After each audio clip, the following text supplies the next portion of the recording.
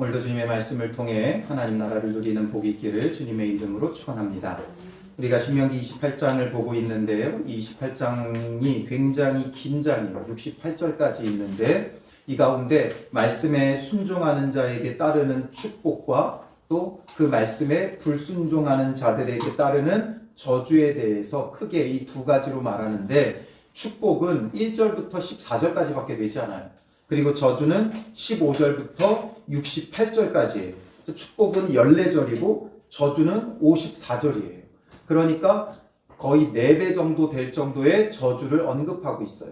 그래서 우리가 이걸 오해하면 안 되는 게, 하나님은 저주하시기 원하는 분이 아니에요.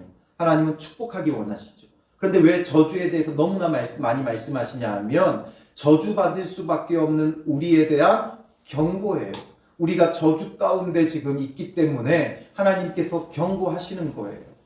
그러니 저주받을 그 삶을, 그 신앙을 버리고 축복의 자리로 나아오라는 거죠. 그래서 더 엄히 경고하는 거예요. 왜냐하면 그냥 내버려 두면 저주 가운데 멸망할 것이기 때문에, 아무리 좋은 것 있다 말해도 사람은 잘 깨닫지 못해요. 우리가 건강에 대한 이야기를 들어도 그렇잖아요. 우리가 몸에 뭐 안 좋다, 이거 안 좋다, 저거 안 좋다 해도 사람들이 그걸 주의 깊게 듣지 않아요. 이거 해야 좋다, 저거 해야 좋다, 이거 해야 건강에 좋고, 이거 해야 뭐에 좋고, 뭐 좋다 얘기해서는 사람들이 잘 깨닫지 못해요. 그런데 언제 깨닫느냐? 그걸 하지 않았을 때, 먹지 않았을 때, 하지 않았을 때 겪게 되는 그 결과의 참혹함에 대해서 이야기하면, 그거 하면 뭐 당이 높아지고, 또 당이 높아지면 어떤 결과가 따르고, 또 뭐 혈압이 높아지고, 또 뭐가 따르고, 또 암이 생기고, 뭐 이런 것들을 얘기하면 겁나서 사람들이 하게 되어 있어요. 먹게 되어 있어요. 이런 것처럼 우리 신앙도 이거 해야 좋다 아무리 말해도 못 알아들어요. 하지 않았을 때 어떤 참혹한 결과가 있는지를 말해주고, 그걸 깨달아야 사람들이 회개하고 돌이켜 축복의 자리로 나오는 거예요.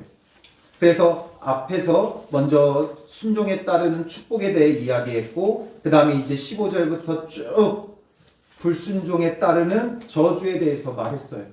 그런데 그 저주에 대한 것도 너무 길어서 큐티 본문으로는 세 부분으로 나눴어요. 그래서 그 앞부분에 오늘 이제 아침에 새벽에 설교하며 우리가 묵상했을 텐데, 앞부분에서 우리가 좀 깨달아야 되는 부분은 무엇이었냐면, 진정한 저주란 무엇이냐? 바로 구원할 자가 없는, 구원의 소망이 없는 것이 가장 참혹한 저주라고 했어요. 상황이 안 좋고 어렵고 힘든 게 정말 참혹한 저주가 아니라, 아무리 상황이 어렵고 힘들어도 거기서 구원해낼 자가 있으면 그 문제는 아무것도 아니에요.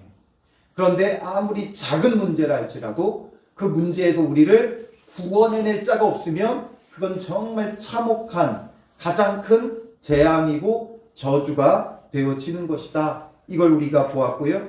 그리고 이제 오늘 본문은 또 말로 다 할 수 없는 정말 참혹한 저주가 임할 것을 말해요. 그런데 이 저주의 오늘 본문에 좀 공통되게 흐르는 내용은 무엇이냐면, 이방 나라를 들어서 하나님께서 치시겠다라는 거죠. 그래서 36절에 보면, 너와 내 조상들이 알지 못하던 나라로 끌어가시리니 되어 있죠. 알지 못하던 나라. 이방 나라가 와서 그들을 쳐서 멸하고 끌고 갈 것이다. 포로로 사로잡아 갈 것이다. 이렇게 말씀해 주고 있어요. 그리고 48절에 보면, 내가 줄이고 목마르고 헐벗고 모든 것이 부족한 중에서 여호와께서 보내사 너를 치게 하실 적군을 섬기게 될 것이니까, 하나님께서 치게 하실 적군을 보내신다는 거예요. 그리고 49절에 곧 여호와께서 멀리 땅끝에서 한 민족을 독수리가 날아오는 것 같이 너를 치러 오게 하시리니 되어 있죠. 그러니까 적군이, 한 민족이 독수리처럼 날아와서 그들을 치고 멸할 것이다. 그리고 53절에 또 내가 적군에게 애워싸이고 맹렬한 공격을 받아 곤란을 당함으로 되어 있죠. 그리고 55절에 보면, 이는 내 적군이 내 모든 성읍을 애워싸고 맹렬히 너를 쳐서 곤란하게 함으로 아무것도 그에게 남음이 없는 까닭일 것이며 되어 있죠. 그 57절에 다시 한번 이는 내 적군이 내 생명을 애워싸고 맹렬히 쳐서 곤란하게 함으로 아무것도 얻지 못함이리라. 그러니까 이방 나라를 들어서 결국 하나님의 백성인 이스라엘을 쳐서 멸하고 혼란스럽게 만들어버리고 아무것도 남은 게 없게 만드시겠다 이 얘기예요. 그러니까 뭘 해도 다 빼앗기는 거죠. 그래서 그들이 무엇을 한들 남는 게 없어요. 51절에 보면 가축의 새끼와 내 토지의 소산을 먹어 마침내 너를 멸망시키며 곡식이나 포도주나 기름이나 소의 새끼나 양의 새끼를 너를 위하여 남기지 아니하고 마침내 너를 멸절시키리니까 다 그들이 먹고 빼앗고 완전히 멸절시키는 거예요. 그러니까 열심히 일해서 많은 것이 남아봤자 아무 소용이 없죠. 아무리 가축을 잘 키워놔도 적들이 와서 다 빼앗아가 버려요. 아무리 농사를 잘 지어놔도 적들이 와서 다 먹어버려요. 아무리 집을 잘 지어놔봤자 적들이 와서 다 무너뜨려 버려요. 아무리 시집장가를 잘 가봤자 적들이 와서 다 빼앗아가 버려요. 자녀들을 많이 낳아봤자 결국은 다 빼앗겨 버려요. 하나님의 복이었던 것들이 그들에게는 오히려 그날에는 더 큰 저주가 되죠. 더 많은 것을 빼앗기게 되고 더 많은 자녀를 잃게 되어지는 그런 더 참혹한 날이 되어지는 거예요. 본래는 축복이라고 했던 것들이 정말 수고하고 땀 흘려 많은 열매를 맺은 것이 축복이라고 생각했으나 그 모든 것이 다 빼앗기는 저주가 되는 거예요. 아내까지도 빼앗기고 많은 자녀를 낳는 게 그 당시에는 가장 큰 힘이었어요. 그런데 그 많은 자녀들이 다 포로로 끌려가니까 더 큰 애통하고 눈물 지을 수밖에 없는 그런 날이 온다는 거지. 완전히 혼란해져 버려요. 모든 질서가 무너져 버려요. 모든 것들이 다 무너져 내려버리는 거예요. 수고해봤자 모든 수고가 헛수고가 되고 모든 질서가 무너지는 거예요. 열심히 하면 열심히 할수록 오히려 더 많이 빼앗기는. 본래 우리가 기본 삶의 원리가 열심히 하면 많은 게 남아야 되는 거죠. 근데 열심히 하면 더 많이 빼앗겨요. 모든 질서가 무너져요. 그러니까 열심히 하려 하지 않죠. 그냥 연명하려고만 하는 거예요. 모든 질서가 무너지는 그런 날이 온다라는 거예요. 결국에는 하나님께서 이방 민족을 들어 치심으로 이런 일들이 벌어지는 거죠. 여기서 우리가 깨달아야 되는 건 뭐예요? 지금 이방 민족과 이스라엘과 누가 하나님의 편이에요? 누가 하나님께 속해 있어요? 이스라엘이 하나님께 속해 있는데 하나님은 오히려 이방 나라를 들어 더 강하게 하여 이스라엘을 쳐버리신다는 거예요. 이걸 우리가 잘 깨달아야 돼요. 이들이 결국 이렇게 되어지는 이유는 무엇 때문입니까? 그들이 말씀에 순종하지 않았기 때문이죠. 45절에 내가 내 하나님 여호와의 말씀을 청종하지 아니하고 내게 명령하신 그의 명령과 규례를 지키지 아니함으로 라고 있죠. 이 모든 저주가 내게 와서 너를 따르고 내게 이르러 마침내 너를 멸하리니 되어 있어요. 결국에는 하나님의 말씀에 순종하지 않으니까 하나님께서 하나님의 백성인 이스라엘을 우상을 숭배하는 다른 나라들을 통하여 쳐버리신다라는 거죠. 우리는 너무나 많은 오해하고 있는 것들이 있어요. 하나님은 늘 나의 편이고 내가 이기게 하신다고 생각을 해요. 그러나 우리가 순종할 때는 하나님께서 결국 우리가 승리하게 하시지만 우리가 하나님 앞에 순종하지 않을 때는 하나님께서 나를 오히려 패배하게 만드세요. 멸망당하게도 하세요. 그것을 통해 결국 하나님께서 이루고자 하시는 건 뭐예요? 완전히 진멸하여 이스라엘을 없애려고 하는 게 아니지. 이런 진노를 통해 그 진노를 통해 하나님 앞에 회개하고 돌이키게 하려는 거예요. 그런데 이런 진노 가운데도 회개치 않는 자들이 있지. 그러면 어떻게 되는 거예요? 그때는 완전히 멸망하는 거예요. 완전히 심판당하는 거예요. 그러니 우리가 어려움, 혼란, 환란을 겪을 때 그때 우리는 회개해야 돼요. 돌이켜야 돼요. 정말 주님 앞에서 우리가 해야 될 건 회개하고 돌이켜 말씀에 순종하며 거룩한 자리로 나아가는 것이다 라는 거죠. 요즘 제가 느끼는 바가 뭐냐면 이전에는 기독교가 이 사회의 주류였어요. 모든 걸 주도했어요. 기독교 때문에, 그리스도인들 때문에 많은 것들이 바뀌었어요. 그런데 이제는 역전돼 버렸어요. 기독교는, 그리스도인들은 이제 소수에 불과해요. 이제 모든 주류는 믿지 않는 자들이 잡게 되어졌어요. 그러니 우리의 모든 것들이 영향력이 없어요. 제가 요즘 너무나 크게 그걸 느끼는 게 뭐냐면 우리 이혜리의 유치원 문제예요. 주일날 체육대회를 하고 주일날 졸업식을 해요.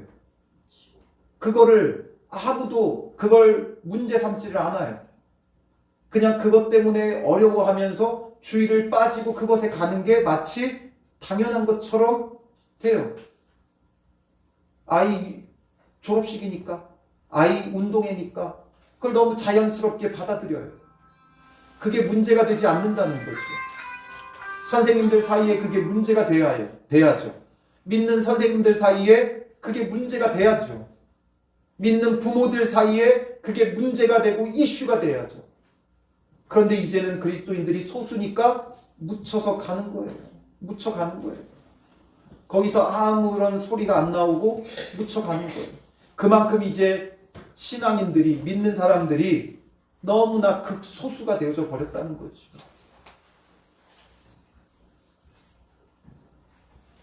그게 무엇의 문제예요? 믿는 사람이 없다고 한탄할 일이 아니라 오늘 믿는 우리의 문제인 거죠. 우리의 문제. 지금 우리가 너무나 큰 나라적인 혼란을 겪고 있는데 이 혼란한 상황이 누구 때문이냐라는 거예요. 다들 대통령 때문이다 얘기하죠.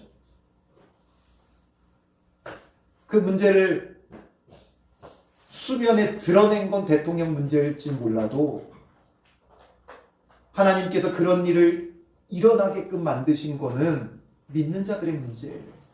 믿는 자들이 주님 앞에 올바로 축복된 자리에 있지 않으니까 하나님께서 징계하시는 거죠. 그래서 믿는 자들이 주님 앞에 올바로 서 있지 않으니까 하나님께서 세상 정치를 가지고 이 나라를 완전히 혼란하게 만들어 버리는 거예요.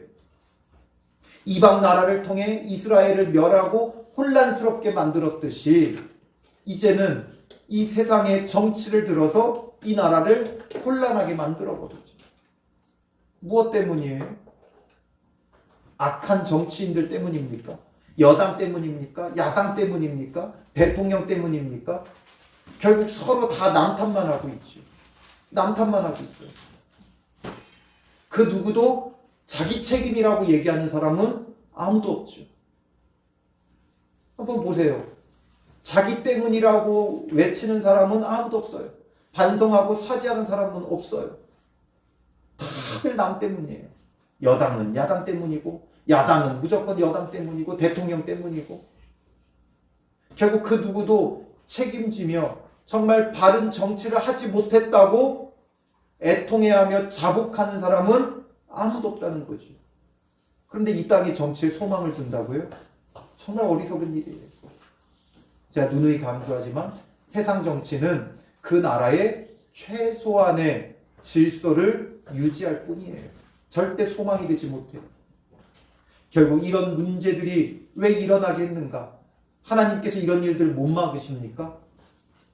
하나님께서 막으실 수 있죠. 그런데 안 막고 이렇게 혼란하게 하는 것, 믿지 않는 자들이 기도하지 않으니까, 믿는 자들이 기도하지 않으니까, 믿는 자들이 회개치 않고 하나님의 축복 가운데 거하지 않으니까 그런 거 아닌가요? 그러니 탄핵을 주장하고 아니면 대통령을 옹호를 주장하고 이것들이 믿는 사람들의 이슈가 되면 안 돼요. 우리는 우리의 올바르지 못했던 우리가 정말 하나님의 말씀대로 살아가지 못했던 우리의 심령을 통회하고 자복해야 돼요. 자꾸만 남에게 이렇게 해야 된다 외치죠. 그게 아니라 내가 회개해야 되는 거예요. 내가. 남에게 요구할 게 아니라 내가 회개할 문제예요. 왜 이 나라 이 민족이 이렇게 혼란한가? 결국 믿는 자들의 회개가 필요한 거예요. 돌이키는 게 필요한 거예요. 우리가 믿지 않으니까 세상 사람들을 통해, 정치인들을 통해 이렇게 어렵고 혼란한 상황을 겪게끔 만드신다는 거죠. 이사야 10장 5절 6절 같이 읽어볼까요? 아수르 사람은 화 있을진저 그는 내 진노의 막대기요 그 손에 몽둥이는 내 분노라. 내가 그를 보내어 경건하지 아니한 나라를 치게 하며 내가 그에게 명령하여 나를 노하게 한 백성을 쳐서 탈취하며 노략하게 하며 또 그들을 길거리에 진흙같이 짓밟게 하려 하거니와. 그래서 이 이후에 하나님께서 이 신명기에 말씀하신 것 그대로 이스라엘 백성이 하나님 앞에서 주의 말씀에 순종치 않으니까 아수르를 어떻게 해요? 하나님의 진노의 막대기로, 하나님의 손에 몽둥이로 하나님의 분노를 담아 이스라엘을 치신다라는 거예요. 실제적으로 이루어졌어요. 말씀만 있는 게 아니라 그들이 주님의 말씀에 순종하지 않으니까 아수르를 들어 이스라엘을 치셨어요. 나중에는 바벨론을 들어 치셨어요. 그리고 나중에는 로마를 들어 치셨어요.